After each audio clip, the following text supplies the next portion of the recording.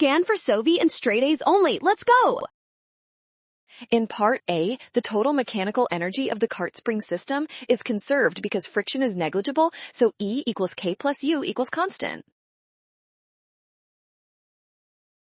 Slope -1. The y-intercept occurs when u equals 0, giving k equals e. The x-intercept occurs when k equals slope -1. The y-intercept occurs when u equals 0, giving k equals e. The x-intercept occurs when k equals 0, giving u equals e. Part B, for a mass spring oscillator, F equals 1 over 2 pi times the square root of k over m.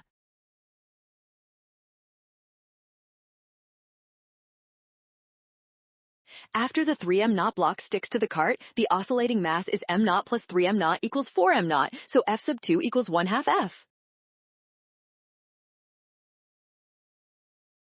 Great job working through that. Scan the code. You can learn better with Sovi. Watch out for sign errors and always double check each step carefully.